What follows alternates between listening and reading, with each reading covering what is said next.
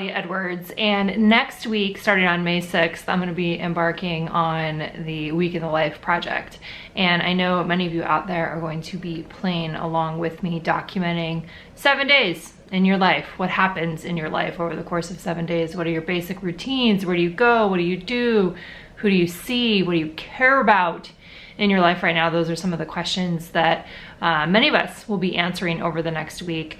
And I just wanted to give you guys a little pep talk today. So couple little things to think about as we go into the week. This can be a really overwhelming project. It doesn't have to be, but it can be when you try to think through, oh my God, 7 days of content, 7 days of picture taking. It can be a lot. It can definitely be a lot, and I feel that here on my end too. So with this project, I first started doing it back in 2005, and I've got a cat here with me visiting. I first started doing it back in 2005, and I've done it, I'm pretty sure, every year since then, and it's definitely one of my favorite projects, but it also is, there's work involved, and there's work in paying attention, there's work in taking the pictures, there's work in getting it printed and writing down the words.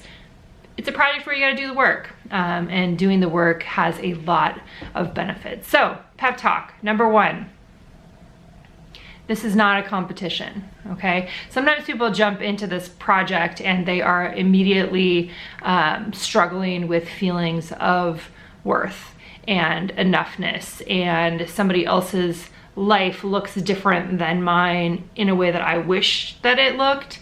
That can be really hard. So I want to really encourage you to not play into those competitive feelings, and really work on embracing your life right now. What does your life look like right now? How can you really wholeheartedly embrace what your life looks like, knowing that it can change in an instant, knowing that it might look completely different next year, and knowing that you're on a journey, right? Our lives don't go in a straight line. Our lives are up and they're down and they're in and they're out, and people come and go, and things change, and relationships evolve, and relationships end, and relationships begin, and all that stuff, right?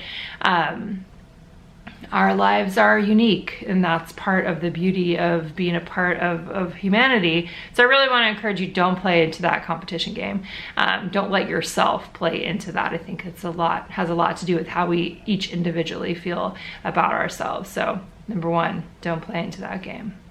Pep talk number two, point number two is have fun. Like this can be such a fun project. One of the ways that I work on making it fun for myself is really trying new and interesting camera angles and playing around with what happens if I get higher, what happens if I get lower, what happens if I get up close, or if I take it back and have a farther away shot.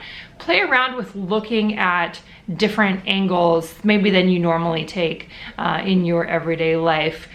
Look for evidence of your existence, right? Look for evidence of the people in your family, the people around you, the pets around you. What are they doing in their daily life? Pep talk number three is really look for some of those small stories. I think sometimes, depending on what type of documentation you normally do, it can be a really meaningful experience to really get down to the minutia of your day, documenting some of those very, very basic things that you do, and play with that as well. I think that looking at telling the story of the details can be a really fun avenue as well. So when you approach this project, some people definitely approach it from, I'm gonna take pictures as much as possible throughout the day, and I'm gonna have all of this content at the end, and that can be really overwhelming. So as you are thinking about the pictures that you wanna take, or the number of pictures that you're taking, consider manageability, right? Manageability, are you really gonna work with 100 pictures? And I've definitely done that before in the past where I've taken that many, but I never used that many. And I've always maintained that you can take those pictures and you can use them for other projects as well to tell different kinds of stories. But keep that in mind as you're going about your day. Like, how many photos will you really use? And how can you be less judgmental to yourself about the kinds of pictures that you take? I think a lot of this. You know, with this project specifically, it often starts with the pictures. Maybe, you know, 10 pictures is enough for you. Maybe 5 pictures is enough each day. Maybe you want to take more just because you really like to take a lot of pictures and you don't get bogged down in having too many choices at the end. It's a lot about knowing yourself too and your own personal process of working in a project like this. All right, pep talk point number 4. I would really encourage you to think a little bit about the end as you are going into this project. How do you want, you know, what's your plan with this content that you are collecting this week? Do you want to put it in an album? Are you just going to be sharing it on Instagram? Do you really maybe not want to do anything with it right now, but you're just going through the process of taking the pictures and writing down the words? Kind of thinking that through a little bit, I think is a great way to embark on this project. A couple other things I want to say too. One, I almost always have a ton of motivation at the very beginning. So Monday will be I'll be very excited. And towards the end of the week, it gets, you know, just life happens and my motivation for the project tends to wane towards the end of the week. And so I'm always looking for opportunities to reconnect with my intention. What's the reason why I am embarking on this project? And for me, most often it's just to capture what does our daily life look like and how can I get back to slowing myself down and really looking through the lens of my camera to see what is happening in my life. All right, pep talk number 5. I think this will probably be enough, is the reminder that no one else can tell the story of your life except you. Somebody else could tell it, sure, they could tell it, but they're not gonna know the ins and outs of your heart. They're not gonna know the ins and outs of your head. You are the only one that can provide that content. And I want to encourage you to remember that as you go about this week. Sometimes people get caught up in the photo taking part and they forget to write anything down.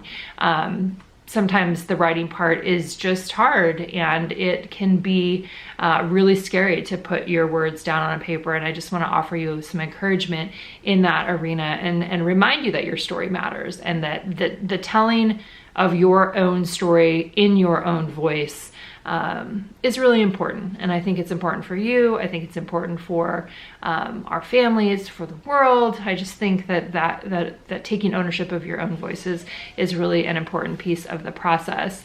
One of the ways that I make sure that I include words in this project is that I actually take time at the end of each day to go back through the photos I took and to write my journaling at that point in time.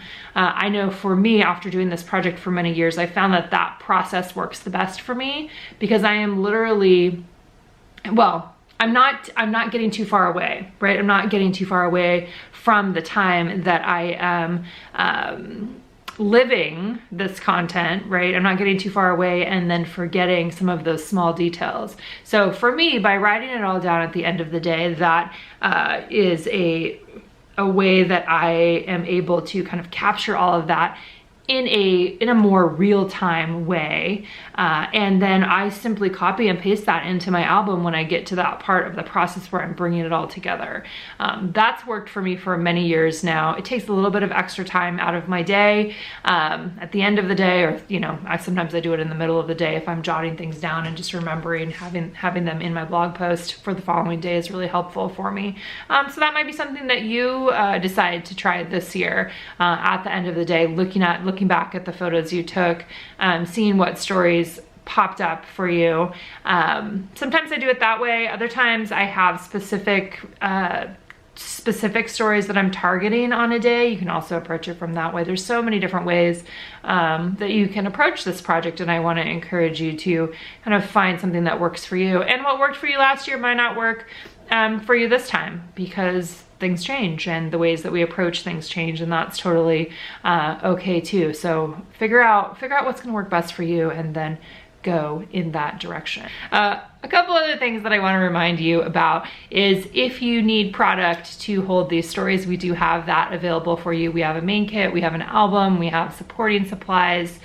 You definitely don't have to use those to document your week, but it's something it's one of the goals of our business is to provide you with meaningful and intentional products to actually hold the stories that you want to tell. So you can check those out on my website as well. So as always, I will be sharing on my blog each day. So the following day, I will share the photos that I took. I'll share any words that I wrote down. I will then, the following week, usually the following week or the week after, I will share how I bring all of that content together into my album. I already have a blog post up right now that kind of shows how I've set up my album in advance to give myself some kind of a starting place and know a little bit about where my own end is going to be. So you can check that out on my blog as well. All right, I hope those were some helpful tips and thoughts and just a little bit of a pep talk for you as we embark on Week in the Life next week. If you have questions, please feel free to leave them in the comments below and I'm happy to answer them for you. You'll see me again in a couple weeks where I will be sharing how I bring all my content back together.